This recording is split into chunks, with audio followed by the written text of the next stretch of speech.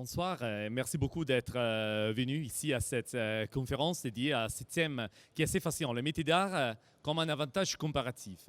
Je suis Alberto Cavalli, je suis le co-directeur de la Michelangelo Foundation for Creativity and Craftsmanship, qui avec Fabienne Lupeau co-dirige cette fondation suisse qui a été fondée en 2016 à Genève avec le but de faire la promotion et la protection des métiers d'art d'excellence.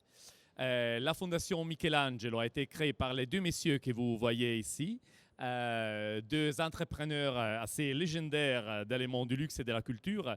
C'est l'entrepreneur sud-africain Johan Rupert et l'entrepreneur italien Franco Cologni. Ensemble, ils ont décidé que le temps était venu pour faire quelque chose de concret afin de donner plus de visibilité, plus d'honneur, plus de valeur à tout ce que les mains des hommes sauront toujours faire mieux que n'importe quelle machine.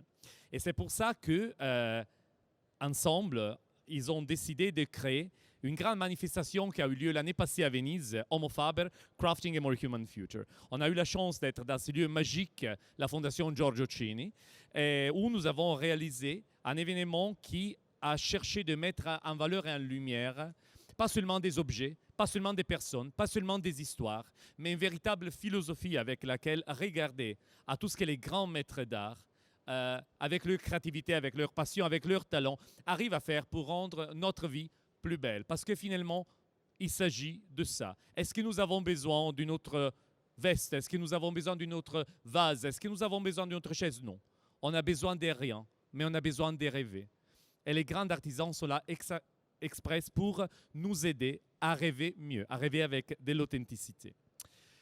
Pourquoi la Michelangelo Foundation a choisi pour mission la sauvegarde des métiers d'art? Parce que, comme le journaliste prix Pulitzer de 2008, Thomas Friedman, a bien écrit sur le New York Times, « Average is over ».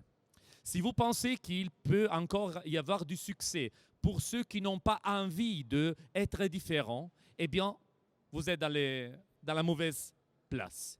Parce que Thomas Friedman avait écrit, to be competitive, you have to give something more in what you do. American workers must think of themselves as artisans, those who used to produce goods with a distinguishing trait that reflected a personal pride. Un trait de distinction et de l'orgueil personnel. Les travailleurs américains, s'ils veulent encore avoir une actualité, avoir du succès, ils doivent penser à eux-mêmes comme des artisans. Qu'est-ce que signifie se penser comme des artisans? Pour nous, pour moi, je parle quand même, moi je suis pas artisan, je suis entouré par des maîtres d'art qui font des choses incroyables, mais moi, qu'est-ce que je peux apprendre d'eux pour ma vie et nous? Qu'est-ce que nous pouvons apprendre du grand talent et de la passion créative que ces artisans arrivent à mettre en tout ce qu'ils font? Si vous regardez ce fresque qu'il y a dans les palais publics de Sienne, il s'appelle The Allegory of Good Government. Ça, Ambrogio Lorenzetti nous fait voir comment une ville du tard Moyen-Âge, du début de la Renaissance, était bien organisée. Alors, une belle ville, une ville où on vit bien, selon Ambrogio Lorenzetti. Qu'est-ce qu'on voit ici dans cette fresque? Nous voyons qu'il y a beaucoup de maisons tout à fait différentes l'une des autres. Nous voyons qu'il y a des personnes qui dansent, qui font la fête. Nous voyons une mariée qui arrive avec son cortège. Nous voyons des activités, des ateliers, des animaux. Nous voyons beaucoup de vies, beaucoup de différentes activités. Alors une ville bien gouvernée, une ville où on vit bien, c'est une ville où il y a de la variété, de la diversité, de la vie, des métiers, de l'art, du bonheur.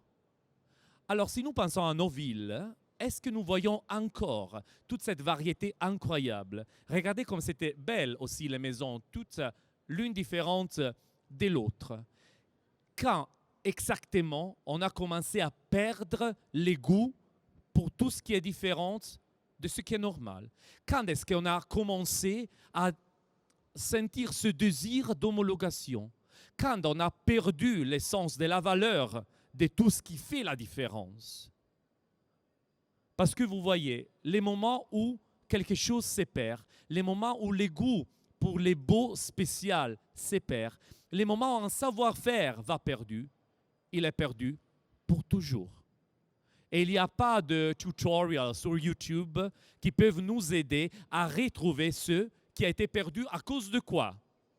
À cause de notre ignorance, à cause de la technologie. Mais non, mes amis, écoutez, La technologie, c'est comme un couteau. Vous pouvez l'utiliser pour tuer quelqu'un ou pour couper un peu de pain pour quelqu'un qui a faim. La technologie, c'est un instrument. C'est l'ignorance qui tue la diversité, la variété, l'excellence et l'envie d'être différente et donc unique. On a l'habitude d'imaginer que tout ce que de beau nous voyons restera là pour toujours. Mais mes amis, la beauté est fragile. Dans la fragilité de la beauté, il y a aussi l'essence de notre rapport avec tout ce qui est beau. Quel est notre rôle vers la naissance de Vénus de Botticelli? C'est Botticelli qui l'a fait. Mais nous devons la conserver, nous devons la regarder et apprendre quelque chose. La beauté est fragile. Si nous considérons que tout ce que nous voyons, même tout ce que nous voyons ici, ces grands maîtres avec leur talent, avec leur technique, ça restera pour toujours parce que, bon, quelqu'un s'occupera d'eux, eh bien, on n'est pas sur la bonne route. Parce que viendra le jour où tout ce que nous avons l'habitude de regarder, peut-être avec un peu de nonchalance, en disant « bon, je l'ai toujours vu », eh bien, elle ne sera plus là.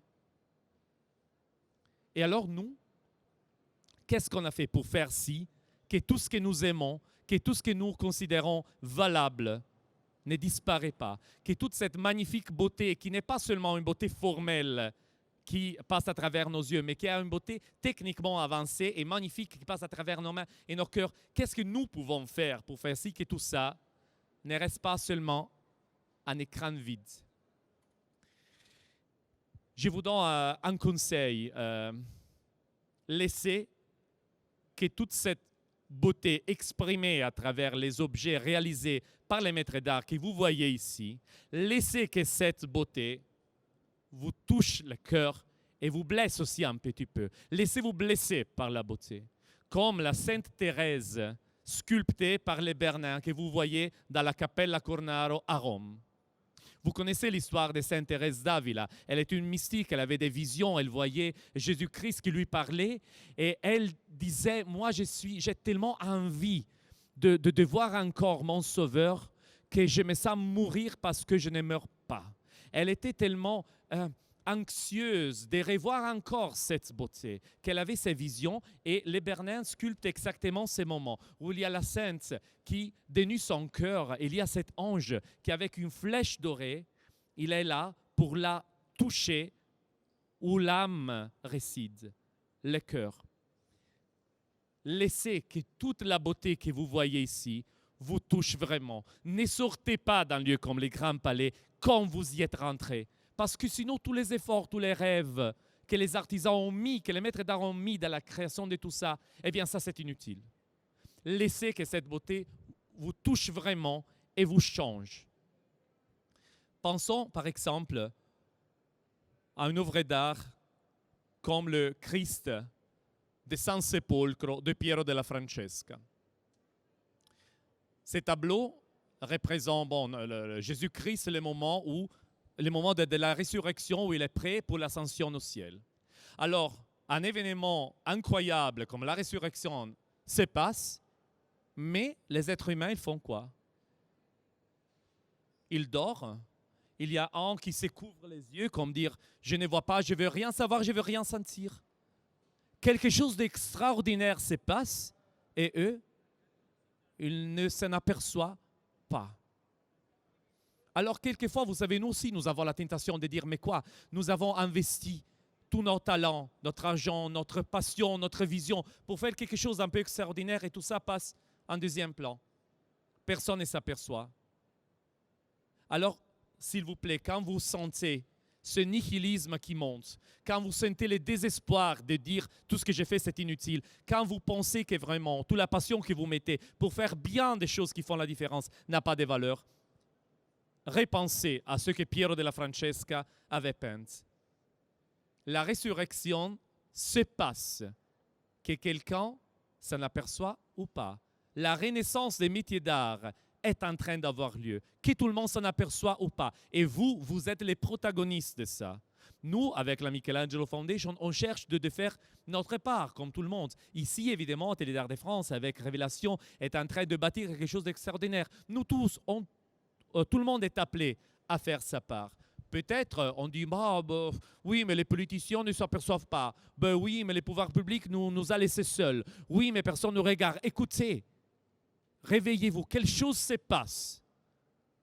Et nous, on doit être les protagonistes de tout ça. Cherchez de l'être quand même.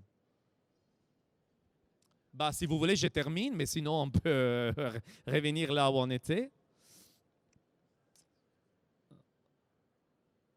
Ok, non? Voilà. Je pense que tout le monde connaît l'artiste Fontana. Qu'est-ce qu'il y a de plus simple qu'un simple coupe dans la toile? Mais qu'est-ce qu'il y a derrière cette coupe? Est-ce que vous vous avez jamais posé cette question? Pourquoi Fontana a imaginé que l'art contemporain aurait pu être exprimé à travers simplement ça? Bon, beaucoup de personnes regardent ça et disent « Moi aussi, j'aurais pu le faire. Écoute, Fontana, c'est bidon. » OK. Mais qu'est-ce que veut dire ces coupes dans cette toile, avec cette obscurité qui ressort de là? Est-ce que peut-être c'est un message qui nous dit « Écoute, pourquoi tu ne cherches pas d'ouvrir un espace parmi tout ce qu'il y a de homologation autour de nous? Pourquoi tu ne recherches pas quelque chose qui arrive à couper pour faire passer pas de l'obscurité, mais un peu de lumière? Pour être capable de bien voir, il faut être capable de bien goûter. Pourquoi c'est si nécessaire que les maîtres d'art arrivent aussi à s'exprimer, pas seulement à travers leurs objets, mais aussi à travers leurs yeux, leurs mots, parce que chaque objet, les plus qu'on les comprend, les plus qu'on l'apprécie et donc les plus qu'on aime. Pourquoi vous tombez amoureux de votre homme, de votre femme, de la personne avec laquelle vous vivez? Clairement, il y a un coup de foudre, vous voyez quelqu'un de beau et OK. Mais l'amour, c'est quelque chose de différent. C'est à travers les mots, c'est à travers la découverte mutuelle qui arrive aussi, pas seulement l'infatuation, mais véritablement l'amour. Alors, voir, c'est plus suffisant. Vous devez passer à travers tous les stands du Grand Palais et si vous aurez la possibilité de venir nous voir l'année prochaine à Homo Faber, vous ne devez pas seulement voir, vous devez goûter. Pourquoi on parle de bon goût? Une personne qui a du bon goût. C'est quoi les bons goûts? Les bons goûts, c'est bon, vous mangez un macaron, c'est un bon goût, c'est sucré, c'est bon. Mais les bons goûts d'une personne, c'est quoi? Les goûts, c'est lié à quelque chose que vous expérimentez avec votre sens, avec tous vos sens. Gustate et videte, dit la liturgie. Ce n'est pas suffisant de voir, il faut aussi goûter. Je ne veux pas dire que vous devez lécher les objets que vous voyez ici, mais quand même les toucher, les comprendre, arriver vraiment à faire si que ces objets vous interrogent et vous parlent. Parce que parler et trouver les bons mots, c'est plus que jamais nécessaire dans l'époque où nous vivons, qui est cette époque-là. Ça, c'est un tableau extrêmement connu de Pieter Bruegel, le vieux, qui s'appelle l'Ascent au Calvaire. Ça représente donc Jésus-Christ qui est en train de monter à la montagne du Calvaire pour la crucifixion. Où est Jésus-Christ? C'est un tableau qui représente le chemin de Jésus-Christ, mais où est Jésus-Christ ici? Après 15-20 secondes, on s'aperçoit qu'il est ici. Mais est-ce qu'on les voit vraiment? Non. On voit la croix, donc on imagine qu'il est là. Ces tableaux expriment parfaitement la situation où nous vivons. Ce n'est pas l'information qui manque, c'est les points de vue. Ce n'est pas l'information qui manque, c'est la capacité de choisir ce qui vaut la peine savoir, voir, vivre. Tout ce que vous voyez dans ces tableaux de Bruegel est important. Évidemment, la Vierge Marie qui pleure, soutenue par Saint Jean, les gardes de Caïpha, habillés comme les gardes espagnols de l'époque,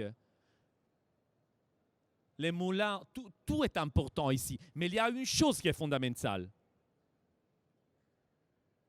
Il faut savoir la trouver.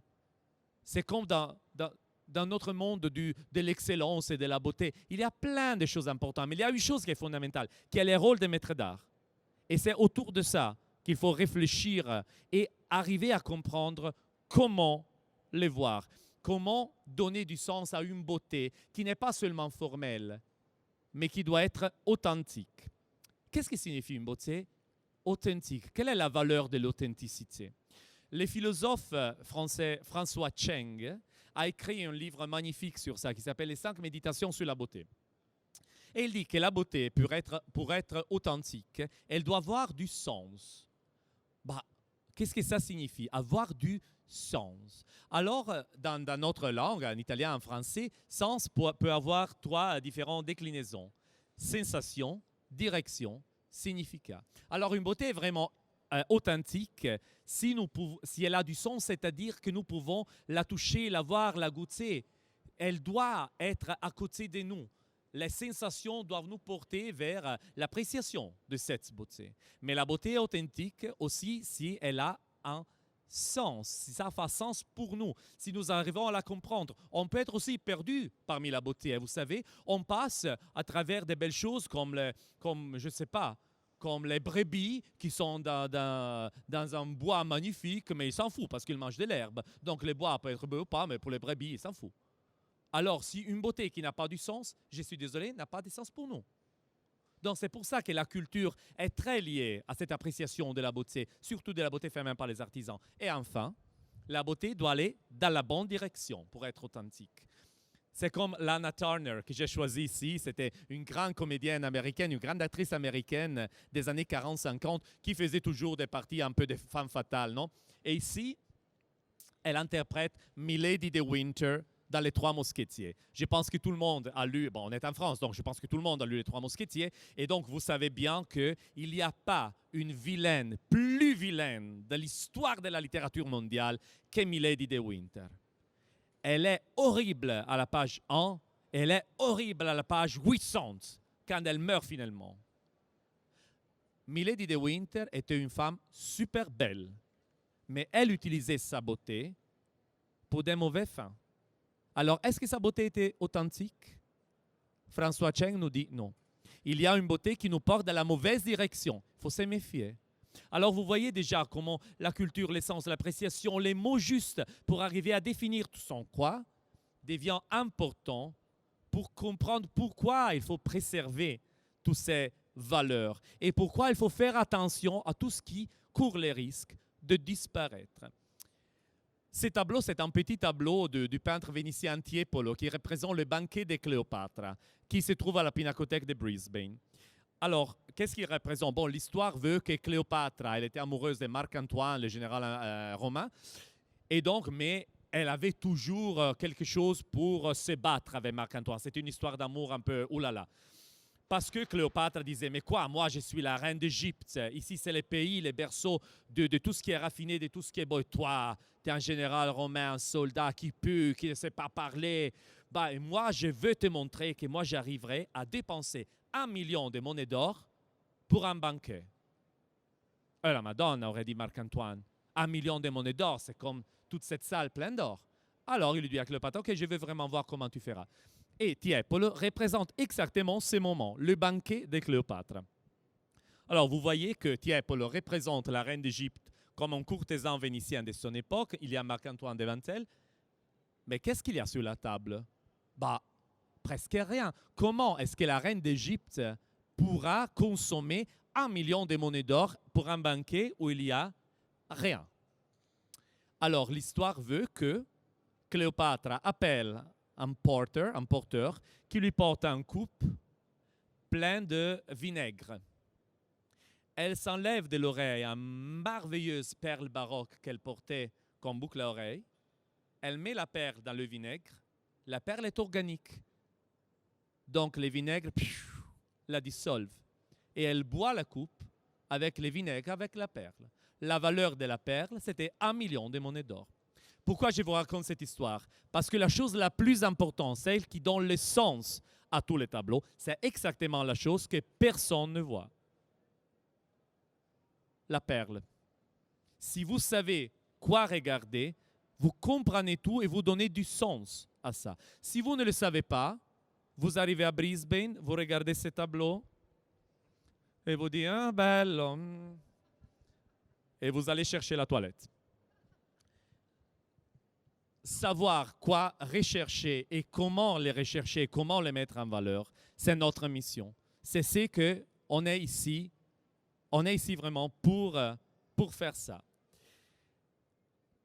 On est ici pour comprendre que les artisans ne sont jamais des exécutants. Parce que des mains qui font comme ça, vous n'en trouvez partout et ne vous coûtent rien du tout. Les artisans ne sont jamais des exécutants. Les grands maîtres sont toujours des interprètes. Qu'est-ce que c'est la différence parmi un exécutant et un interprète? Alors, dans son petit magnifique livre, Le Petit Prince, Antoine de Saint-Exupéry le dit bien. Dans les premières pages, ils disent quand j'étais un petit enfant, j'avais fait ces dessins. Et le petit Antoine les montrait à tout le monde, à sa famille, à ses amis. Et tout le monde lui disait « Bravo Antoine, quel joli chapeau que tu as dessiné !» Et lui, il s'embêtait parce qu'il n'avait pas dessiné un chapeau. Il avait dessiné un serpent qui avait mangé un éléphant. Et pour tout le monde, et pour lui, c'était clair que ça, c'était un serpent qui avait mangé un éléphant. Mais tout le monde ne voyait qu'un chapeau. Alors voilà qui sont les maîtres d'art. Des personnes qui arrivent toujours à voir les serpents et l'éléphant, là où tout le monde ne voit qu'un chapeau. Tout le monde peut voir un chapeau, vous voyez, mais seulement ceux qui ont les yeux éduqués à regarder à travers, comme Fontana nous l'enseigne, arrivent à voir l'éléphant et les serpents. Être capable d'interpréter, c'est quelque chose qui nous permet d'aimer mieux et d'être encore plus heureux. Ici, c'est un magnifique tableau que Marc Chagall avait dédié à sa femme Valentine pour représenter ce livre assez spécial qu'il y a dans la Bible, Les Chants des Chants, non? Ça s'appelle comme ça. C'est un poème, c'est une histoire d'amour, une fille et un jeune garçon qui se recherchent, qui s'aiment. Qu'est-ce qu'un poème d'amour fait dans la Bible? Alors, si vous le lisez d'une façon très littéraire, c'est un poème érotique. Et vous dites, il faut lire la Bible pour lire de l'érotisme, c'est bizarre. Si vous le lisez seulement d'une façon hyper métaphorique, alors ça, c'est une histoire entre Dieu et l'Église. Mais ça, c'est trop désenchéré. Alors, il faut être capable de l'interpréter. Par exemple, dans les chants, on dit « Tes yeux sont comme des colombes. » Tes yeux sont comme des colombes. Des colombes. S'il y a un animal qui a des yeux, je ne sais pas comment dire en français, des yeux qui moches, c'est la colombe. Alors, si Nicole, ton mari arrive et te dit, tu as les yeux comme une colombe, et tu le frappes, me dit le quoi? Mais moi j'ai des yeux magnifiques, écoute. Mais si tu sais que la colombe, c'est l'oiseau qui, à l'aube, c'est le premier oiseau qui se lève pour te porter des bonnes nouvelles, pour te dire, écoute, la nuit est terminée, un nouveau jour se lève, un jour où on peut être ensemble. Alors, tes yeux sont comme des colombes, ça signifie, tes yeux me disent que nous avons encore de la vie à passer ensemble, que pour nous, la lumière va encore s'élever. Alors voilà, être capable d'interpréter nous aide à vivre mieux et à être plus heureux. Sicut lilium inter spinas, sicut amica mea inter filias. Comme les fleurs de lis parmi toutes les autres fleurs, c'est mon ami parmi les filles. Et comme l'arbre des pommes parmi tous les autres arbres du bois, c'est mon garçon parmi les garçons. Il y a plein d'arbres dans les bois, mais il y a aussi l'arbre des pommes. Et là où je vois ces fleurs parfumées, là je veux aller. Il y a plein de fleurs dans les champs, mais il y a les fleurs de lis. Spéciales, différentes. Ce qui est spécial, ce qui est unique, te fait tomber amoureux et te fait battre le cœur. Faire des choses difficiles, faire des choses uniques, faire des choses merveilleuses, c'est difficile. On y met toute sa vie pour y arriver, mais ce n'est pas impossible. Il ne faut pas vivre dans le passé et dire « Ah, non, mais tout ce qu'il y a de beau, c'est dans le passé. » Ça, c'est une nostalgie criminelle parce qu'elle nous empêche de voir tous les talents et la créativité des maîtres d'art d'aujourd'hui. C'est difficile de faire des choses magnifiques, mais c'est bien les choses spéciales qui restent, comme la salière que Benvenuto Cellini avait fait pour le roi de France François Ier. C'est un objet tellement extraordinaire qui n'a jamais été fusé. Vous savez que les objets d'or, beaucoup de fois, ils ont été perdus parce qu'ils ont été transformés pour récupérer de l'or. La salière, non jamais, parce qu'elle est tellement magnifique qu'elle reste comme les témoignages de tout que l'art, la beauté, la passion et aussi l'ambition arrivent à faire aujourd'hui pour nous. Et parmi les missions de la Michelangelo Foundation, il y a aussi la volonté de former une nouvelle génération de maîtres d'art. Parce que si nous voulons faire ci, que tout ça ne reste pas lié à la nostalgie du passé, mais qui arrive vraiment à se lier avec la création contemporaine, il faut s'engager pour faire ci, que tous ces savoir-faire magnifiques aient un futur. Et arrive donc à parler au cœur des jeunes générations, qui se sentent un peu encouragées à parcourir une route difficile, certes, mais qui nous aide à nous exprimer et à être heureux. On travaillera jusqu'à 90 ans, personne n'ira plus en pension. Je pense que c'est beau, c'est important d'être heureux ce qu'on fait. Et c'est un message un peu révolutionnaire, si vous le voulez, à faire passer aux jeunes générations, qui à travers leurs doigts, qui devient peut-être sanglant pour la passion et l'engagement qu'ils mettent dans ce qu'ils font. Mais là, il y a la recette de leur bonheur, qui les rendra heureux pour toute leur vie. Éduquer ses couteaux, c'est vrai. Mais c'est cher. Mais comme le disait le président Lincoln, si vous pensez que l'éducation coûte cher, essayez l'ignorance. Essayez. Essayez pour une génération de ne pas éduquer les personnes à l'art, à la beauté, au métier, à tout ce que des magnifiques sorts quand les mains, le cœur, les têtes s'engagent pour créer quelque chose d'extraordinaire. Essayez de ne pas investir sur ces messages. Et vous savez quoi? On est perdu. C'est vrai, investir sur la culture, c'est cher. Mais si on ne le fait pas, on est perdu. Sur quoi on veut être compétitif? Nos petits pays, la France, l'Italie, l'Angleterre. Sur quoi on veut être compétitif? Sinon sur la création de ces objets magnifiques qui font battre le cœur. Mais si on n'arrive pas à éduquer les personnes à la beauté et à éduquer les jeunes générations, à reprendre un peu ces défis, on peut mettre les mots fin à cette belle histoire. Et je pense que comme le disent dans Game of Thrones, not today. Ce n'est pas le cas vraiment aujourd'hui d'arriver à mettre ces mots.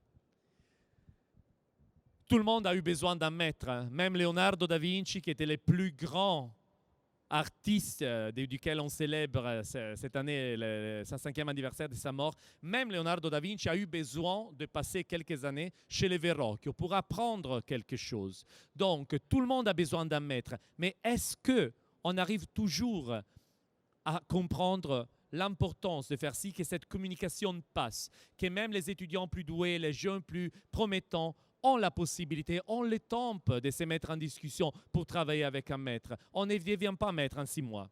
Et on ne cesse pas de l'être si quelques expériments ne vont pas bien.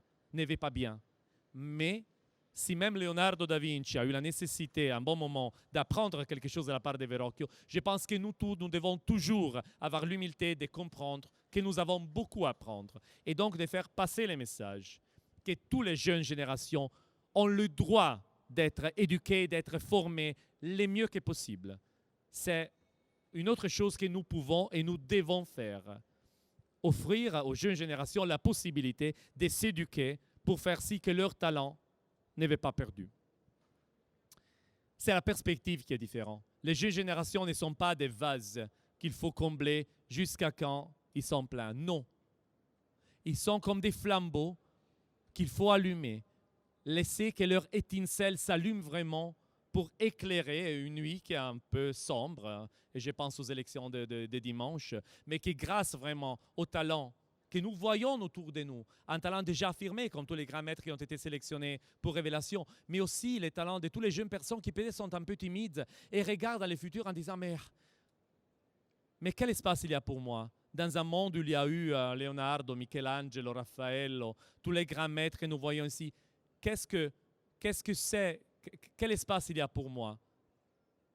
Eh bien, dans le cœur de tous ces jeunes, il y a cette étincelle qui ne demande que d'être allumée. Est-ce que nous voulons leur dire non? Je pense que nous, on est là aussi pour leur offrir des grandes occasions, à travers notre passion, à travers tout ce qu'on peut faire pour mettre toujours à l'honneur la grande maîtrise des maîtres d'art. Craftsmanship, l'artisanat, ce n'est pas seulement l'effet main, c'est la touche humaine. C'est la différence qui est donnée par notre compétence à chaque fois que la matière est transformée. Ce n'est pas seulement l'effet main. On peut faire des choses à la main et faire des choses horribles, de faire des choses laides.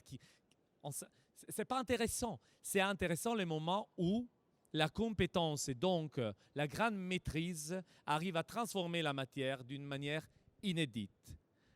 C'est ça qui rend heureux. Saint François nous le dit depuis 800 ans en Italie. Fare bene per stare bene. Le secret du welfare, ce n'est pas les fonds de pension, écoutez.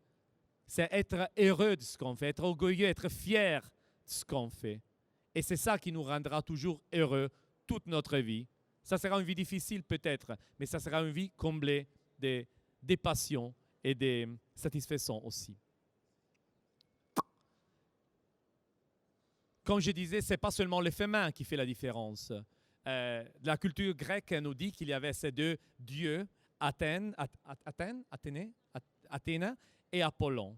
Alors, Athéna, elle était la protectrice de la ville d'Athènes, évidemment. Elle était la déesse de la guerre, de la sagesse. Et elle était aussi la déesse de tous les arts manuels. Donc, à chaque fois que tu devais te mettre devant un métier à tisser pour commencer une toile, tu devais dire une prière à Athéna qui te protège. Mais est-ce que les dons d'Athéna, donc la dextérité manuelle, sont suffisantes? Non.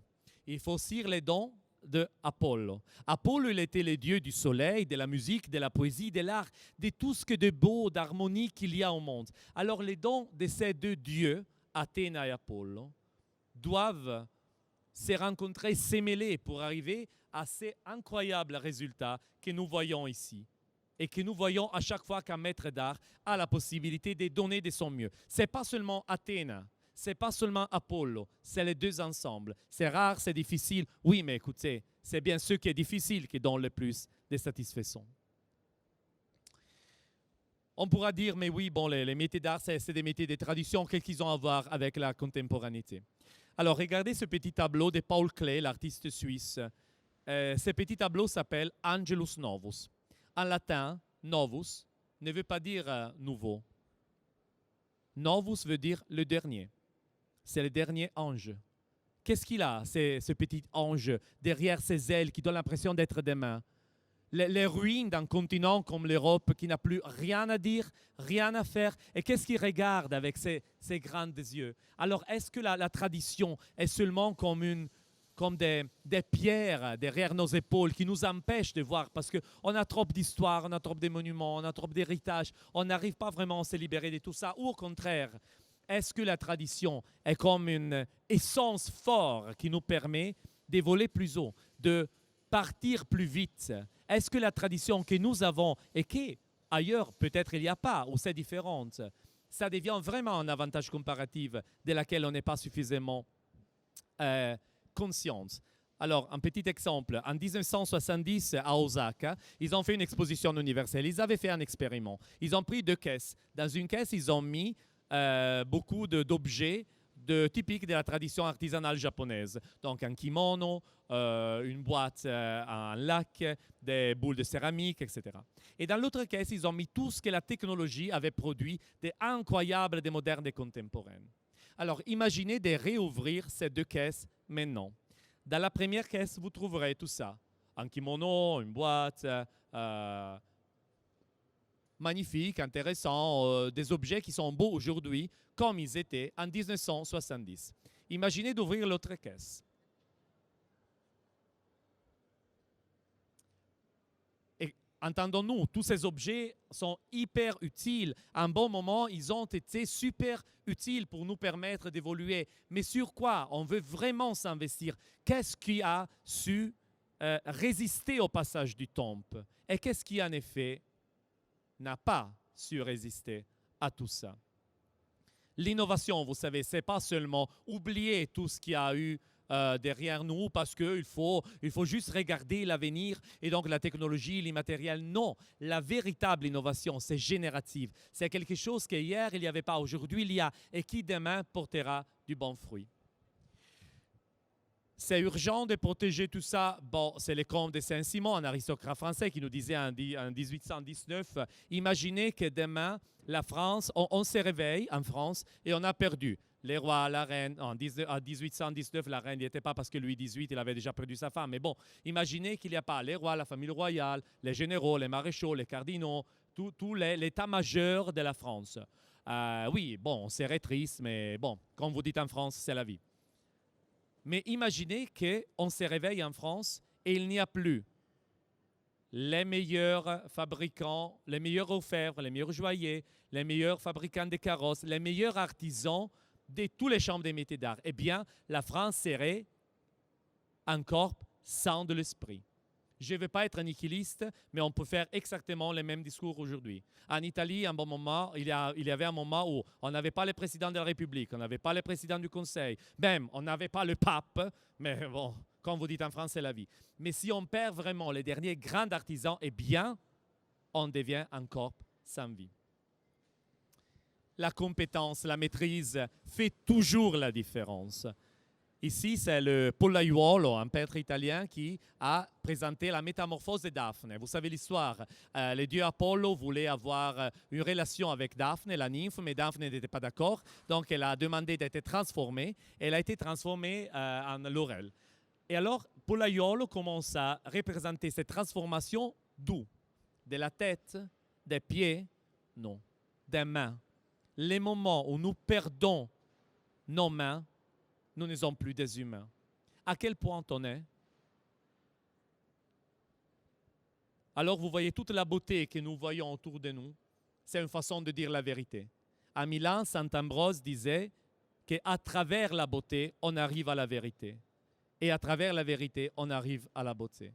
Alors avoir les bons mots, avoir la juste vision pour se rendre compte de ce qu'il y a de vrai, de ce qu'il y a de faux, de ce qu'il y a d'authentique et de ce qui va dans la mauvaise direction, nous aide aussi à comprendre la valeur extraordinaire de tout ce que nous voyons autour de nous aujourd'hui. Pour terminer, à un bon moment, dans l'ancienne Rome, il y a eu un moment, c'est Livius qui le raconte dans ses histoires, où la ville de Rome était frappée, basculée par une maladie que personne n'arrivait à comprendre ce que c'était. Alors les personnes mouraient, et personne vraiment ne comprenait pas quoi faire. Les consuls ne savaient pas quoi faire. Les personnes ne sortaient plus de la maison, ils avaient peur de mourir. Jusqu'à un bon moment, une compagnie d'acteurs arrive dans une ville terrorisée. N'arrivent pas des médecins, arrivent des acteurs qui commencent à faire leurs petits spectacles ici et par là dans les rues. Et petit à petit, les personnes comprennent qu'il y avait encore un peu d'espoir, il y avait encore la possibilité de s'exprimer, de se parler, de se rencontrer. Ces acteurs ont porté dans une ville tuée par la pestilence, ils ont porté une maladie différente, la maladie de la beauté. Alors peut-être, nous aussi, dans nos petites ambitions de faire la différence, nous aussi, je pense, on peut sortir du Grand Palais et porter cette maladie de la beauté là où nous allons. Avec la Michelangelo Foundation, nous cherchons de le faire chaque jour. Atelier d'Art de France le fait avec grande puissance et grande compétence. Et j'espère que nous tous saurons toujours comment jouer et faire notre part. Merci.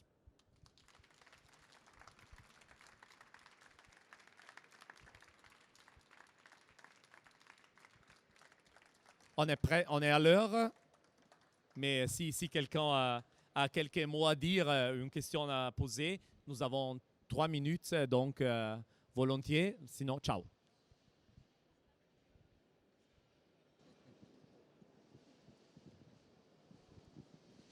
Bonjour. Quelles sont les actions que vous allez mener principalement envers les métiers d'art, Michelangelo? Alors, nous avons notre événement Homo Faber qui aura lieu aussi en 2020. Et là, c'est vraiment un moment d'exposition, d'échange assez important pour donner de la visibilité, pas seulement aux artisans qui sont sélectionnés, mais disons, à tous ceux qui se retrouvent autour des valeurs des métiers d'art. En plus de ça, nous venons de commencer cette année avec une expérience de Summer Camps où nous offrons à beaucoup de jeunes la possibilité d'améliorer leur technique en faisant des expériences assez spéciales en Portugal, en Angleterre, en France et c'est ça, juste dans ces 3 pays. Donc, on a reçu beaucoup de demandes et donc la sélection sera dure, mais l'ex, Duralex, Cedlex. Nous pensons vraiment qu'il faut donner à ces jeunes la possibilité d'expérimenter quelque chose de différent pour les aider à comprendre mieux leur vocation et d'affiner leurs talents. Toujours pour les jeunes, nous sommes en train d'étudier un programme d'apprentissage pour capitaliser l'expérience italienne qui existe déjà, pour soutenir vraiment, pour aider les maîtres qui ont besoin d'un apprenti, mais qui peut-être n'arrivent pas toujours à en avoir un ou à en disposer.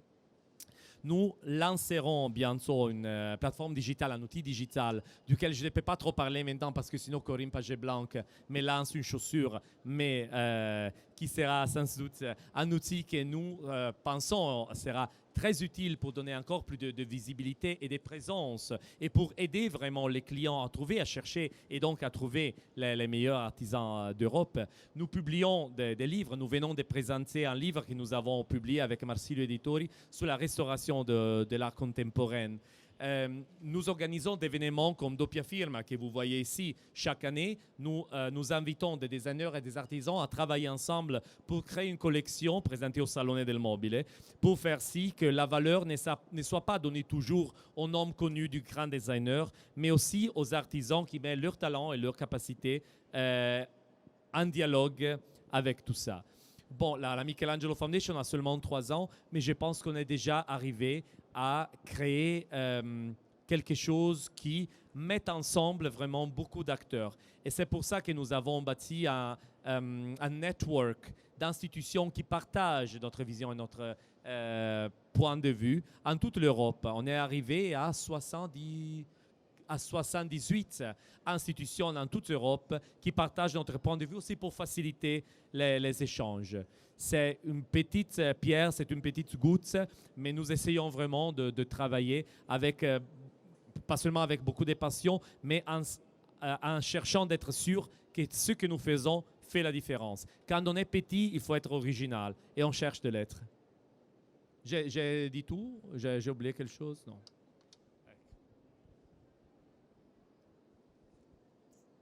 Donc, si vous voulez vous inscrire à la newsletter de la Michelangelo Foundation chaque mois, vous pouvez être au courant de tout ce qui se passe. Mais quand vous la recevez, ouvrez-la, hein, parce que sinon on fait beaucoup d'efforts et voilà, et ça reste à la boîte email.